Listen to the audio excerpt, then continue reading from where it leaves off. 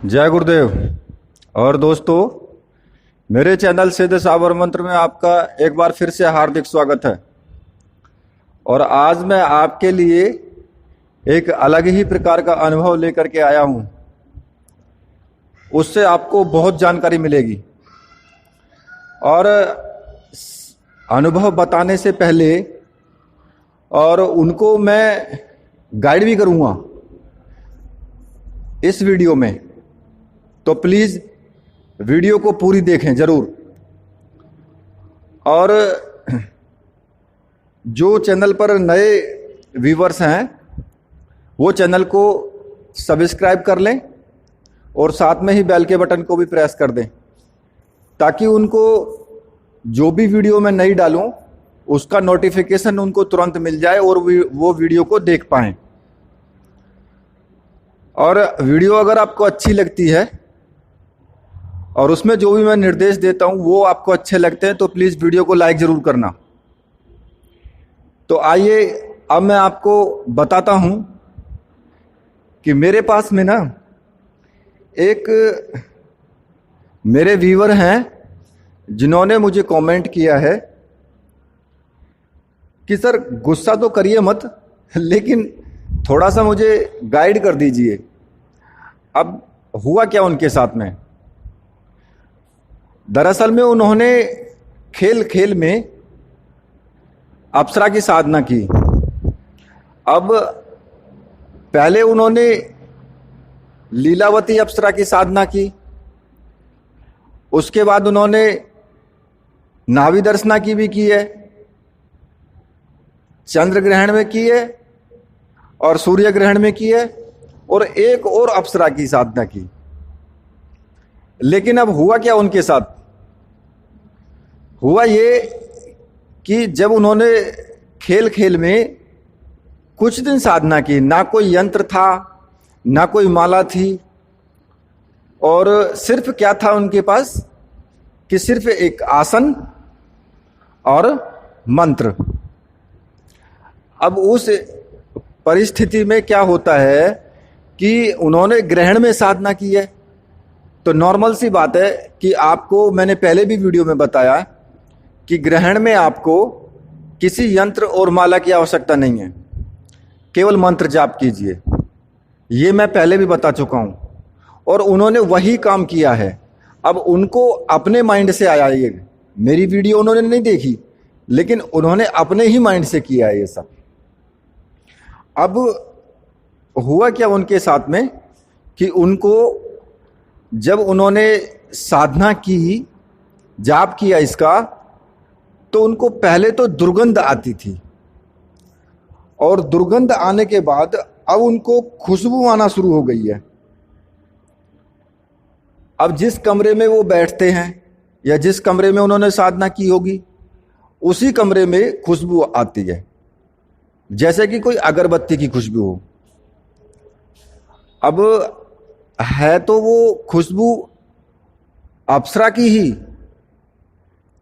क्योंकि जब उसका कहीं पे वास होता है, आगमन होता है, तो साधक को खुशबू आने लगती है।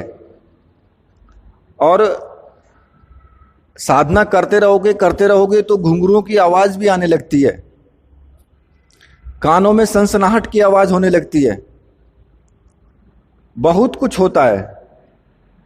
तो उनके साथ अब ये हो रहा है। अब उन्होंने मुझसे कमेंट में पूछा कि आप मुझे बताइए कि ये कौन सी अप्सरा है जिसकी मुझे खुशबू आती है।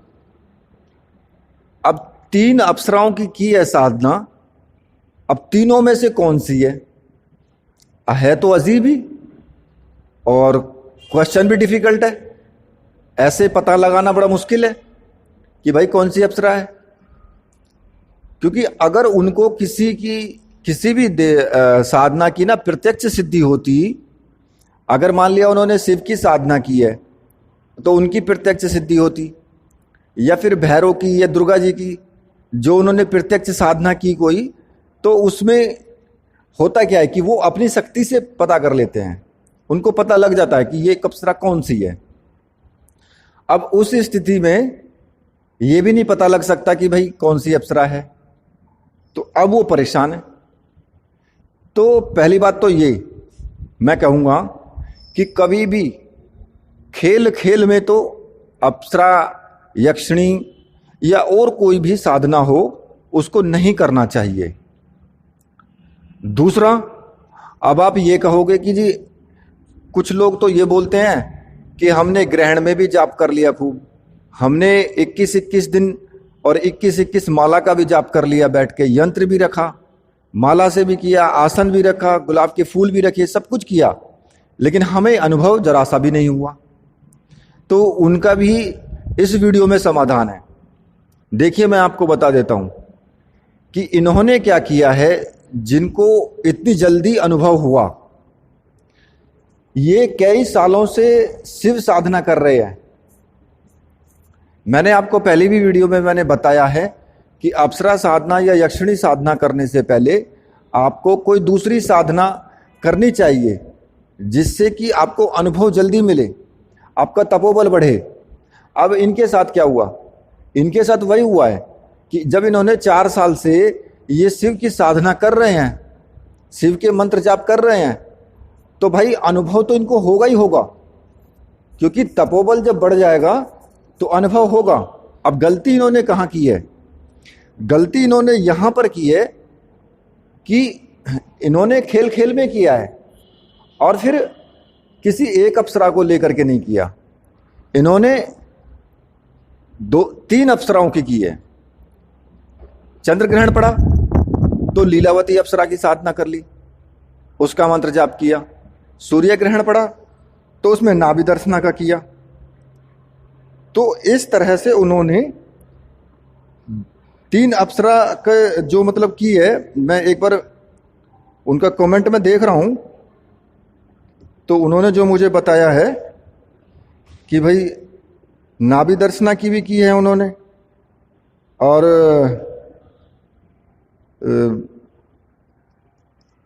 लीलावती की।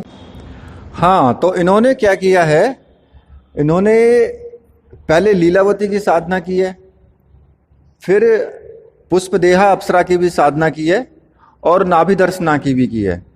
मंत्र उठाया और जाप करना स्टार्ट कर दिया। ये इन्होंने किया है बस। अब क्या हुआ कि इनके साथ में जो अब ये घटना घट रही है कि सिर्फ उनको खुशबू आती है और कमरे के अंदर ही अंदर खुशबू रहेगी। इनका जो कमरा है उसके अंदर ही खुशबू रहेगी, बस बाहर खुशबू नहीं जाती है, दूसरे लोगों को नहीं जाती है, लेकिन इनको आएगी। तो अब ये इनकी कुंडली में ना काल सर्प योग भी है, अनंत काल सर्प योग इनकी कुंडली में है। तो अब क्या हुआ भाई, काल सर्प योग कैसे बनता है, इसके लिए तो मैं पूरी वीडियो अलग से बनाऊंगा, क्योंकि काल सर्प योग कब बनता है और किन कारणों से बनता है। क्योंकि इन्होंने मुझसे कमेंट में भी पूछा है कि भाई कि गुरुजी ये बताइए थोड़ा सा काल सर्प योग के बारे में, कि काल सर्प योग कैसे शांत हो, कैसे हटे। तो इसके लिए मुझे पूरी वीडियो अलग से बनानी पड़ेगी। पर लेकिन मैं एक बात फिर भी बता देता हूं कि काल सर्प योग जिसकी कुंडली में होता है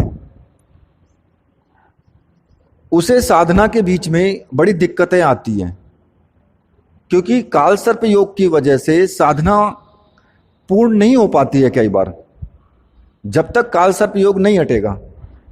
लेकिन इनके उसमें काल सर्प योग भी इतना ज्यादा प्रभावशाली नहीं रहा है, क्योंकि ये भगवान शिव की साधना कर रहे हैं पहले से ही।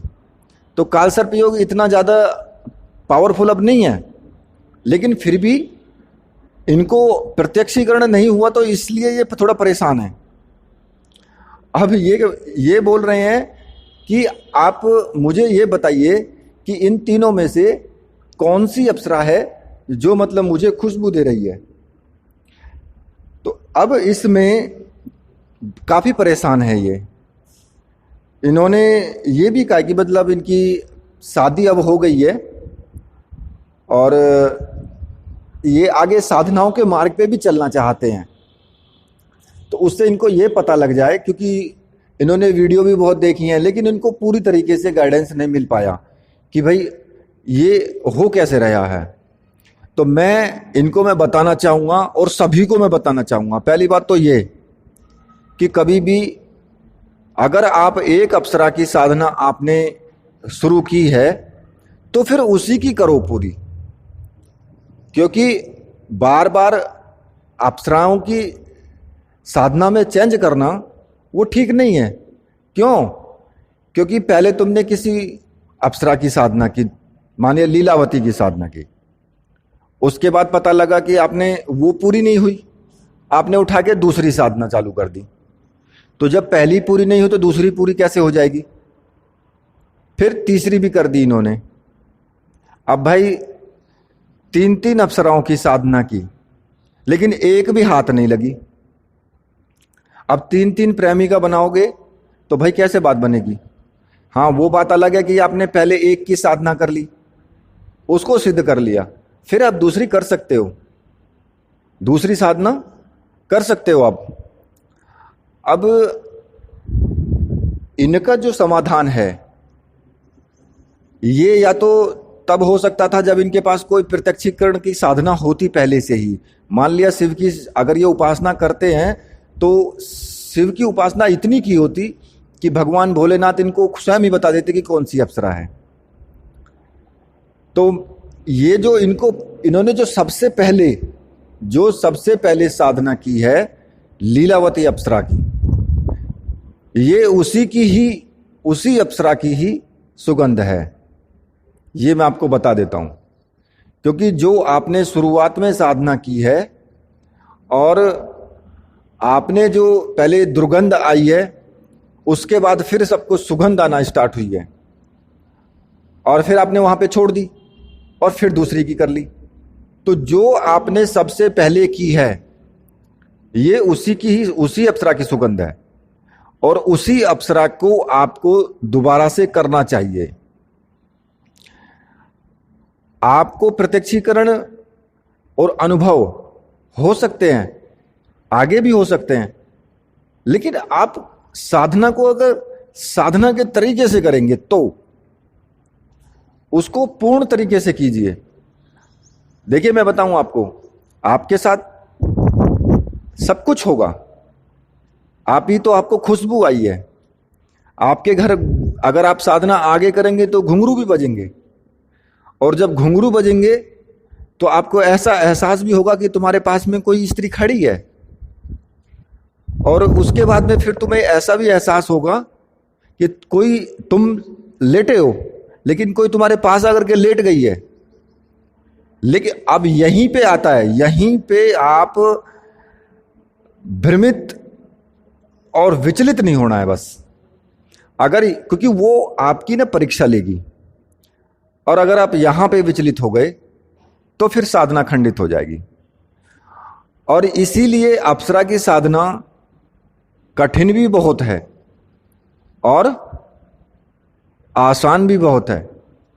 कठिन इसलिए कि अगर आप संयमित जीवन नहीं है तुम्हारा तो यह साधना पूर्ण नहीं हो सकती, और आसान इसलिए कि इसमें अनुभव बहुत जल्दी होते हैं, बहुत जल्दी साधना सिद्ध होती है। तो इसलिए दोनों तरीके से ये आसान भी है और कठिन भी है। और दूसरी बात, जो कालसर्प योग होता है, मैंने पिछली वीडियो में भी मैंने बताया था, वो वीडियो देखिए मैं बताऊं आपको। ये ना यूट्यूब पे एक ट्रेंड चला हुआ है कि अप्सरा यक्षिणी किन्नरी, बस इन्हीं की साधनाएं ढूंढनी है, इन्हीं की वीडियो आपको देखनी है। लेकिन मैंने 2 दिन पहले ही एक वीडियो डाली है, वो वीडियो इतने लोगों ने नहीं देखी है, जबकि उसमें मैंने बहुत कुछ बताया है, बहुत कुछ उस वीडियो में मैंने बताया है कि आपको क्या करना चाहिए। अगर आपके पूर्व जन्म के दोष हैं तो उससे क्या होगा, साधना सिद्ध होगी या नहीं होगी, वो सब जानकारी मैंने उसमें दी है। लेकिन उस वीडियो को किसी ने नहीं देखा। अब मैं आपको बता देता हूं, अगर किसी की कुंडली में कालसर्प योग है, पूर्व जन्म के दोष हैं, पाप हैं, तो साधना प्रत्यक्षीकरण सिद्ध जल्दी से नहीं होती है, क्योंकि वो उसकी साधना के बीच में रुकावटें होती हैं। और मैं किस लिए बोलता हूं कि आप ज़्यादा से ज़्यादा भगवान कृष्ण की, नारायण की, शिव की साधना करो। तो इसीलिए बोलता हूं क्योंकि जब आप इनकी साधना करोगे तो आपके पाप जो हैं वो खत्म होते हैं। जब आपके पाप खत्म हो जाएंगे तो आपको साधना में सफलता मिलना स्टार्ट हो जाएगी। सफलता तभी मिलेगी जब आपके जो पाप हैं वो खत्म होंगे। तो अब ये कालसर्प योग जो इनकी कुंडली में बना है, ये पूर्ण रूप से तो खत्म नहीं हो सकता, क्योंकि कालसर्प दोष कभी भी खत्म नहीं होता। लेकिन हां, धीरे धीरे उसका असर यानी प्रभाव खत्म हो जाता है।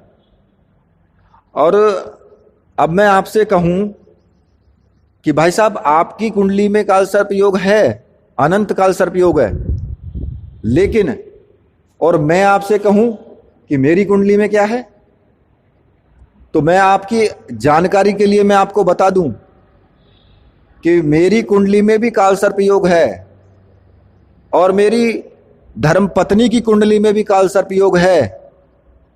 हमारे तो दोनों की कुंडली में कालसर्प योग है। फिर तो इसको लेकर के भ्रमित ना हो बिल्कुल भी। भगवान शिव की उपासना करो और साधना करो। अगर आप लीलावती अप्सरा की साधना करोगे तो प्रत्यक्षीकरण जरूर होगा, अनुभव भी होंगे, क्योंकि आप स्वयं शिव की साधना कर रहे हो। इसलिए तो यही मैंने इस वीडियो में इसीलिए मैंने ये वीडियो बनाई है कि भाई 3-3 की ना करके एक की कर लो। पहले एक को तो फाइनल कर लो, उसके बाद दूसरी भी देख लेना। लेकिन ऐसे नहीं कि पहली तो हुई नहीं और दूसरी तैयार, तो भाई क्या होगा, जूत बजेगा फिर। क्यों? क्योंकि एक खड़ी है सामने, फिर दूसरी भी सामने। तो इसलिए भाई ऐसा काम मत करो, पहले एक की साधना कर लो फिर दूसरी की कर लो। तो इसलिए आपको मैंने बता दिया कि लीलावती अप्सरा है जो आपके खुशबू आ रखी है, उसी की साधना करो पहले, और ठीक ढंग से करो। मैंने वीडियो बनाई है उसके ऊपर, वीडियो मेरी आप देख सकते हो, देख लेना, सर्च कर लेना। चैनल का नाम आपको पता ही है।